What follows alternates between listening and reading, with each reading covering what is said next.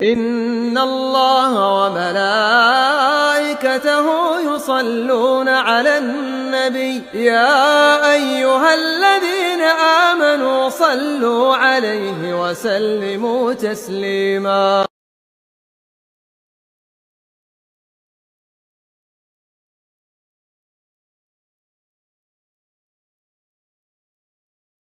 Makanya jamaah sekalian, makan untuk hidup, bukan hidup kita untuk makan, bukan. Konsep besar ini jamaah sekalian melahirkan berbagai macam konsep. Kalau orang mukmin yang makan untuk hidup, pasti dia akan berhati-hati memilih mana yang halal, mana yang haram. Tapi kalau orang hidupnya untuk makan, gak ada cerita pilih-pilih. Semuanya dimakan, semuanya dikerjakan, semuanya selama menghasilkan uang yang begitu melimpah, gak terlihat halal ataupun haram. Mukmin gak begitu jamaah. Seorang mukmin yang tujuan hidupnya adalah ibadah kepada Allah, pasti pilih-pilih. Jangankan yang haram, yang gak jelas kehalalannya, orang mukmin lebih memilih untuk mundur dan menjauhi.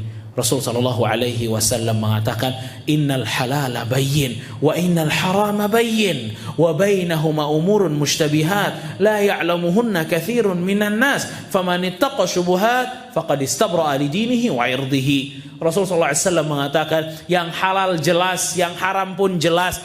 Di antara halal dan haram ada mutasyabihat, sesuatu yang samar-samar. Siapa yang menjauhi hal yang syubhat, maka dia telah menjaga dirinya, agamanya, kehormatannya. Dan siapa yang berani main di syubhat, main di hal-hal yang ragu-ragu dan samar-samar hukumnya, faqad waqa'a fil haram, dipastikan dia akan masuk kepada yang haram. Lihat. Jamaah kaum muslimin rahimani wa rahimakumullah.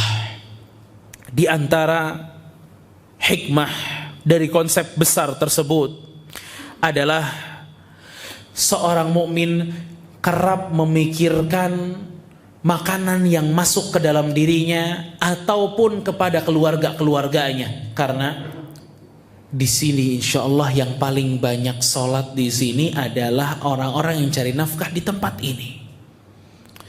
Maka ingat bapak-bapak sekalian, barakallahu fikum, kerja Anda itu enggak hanya untuk mengenyangkan perut istri dan anak-anak. Enggak. Tapi di sini ada nilai ibadah. Kalau Anda pilih-pilih, yang halal diambil, yang haram ditinggalkan.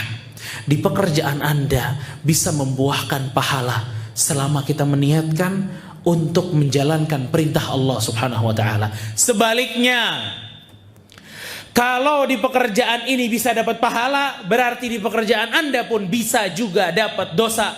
Kapan? Pada saat udah gak dipikirin, mau halal, mau haram, yang penting anak kenyang, yang penting bayaran bisa. Ini yang membuahkan dosa, ya ini. Orang tua berpikir, gak apa-apa, yang haram saya ambil, yang penting anak saya sekolah. Tahukah Anda, harta haram yang Anda berikan kepada keluarga itu akan berpengaruh kepada anak Anda mungkin selama-lamanya. Tidakkah kita mendengar satu hadis pada saat Rasulullah SAW menceritakan tentang adanya seseorang yang berdoa kepada Allah namun doanya ditolak.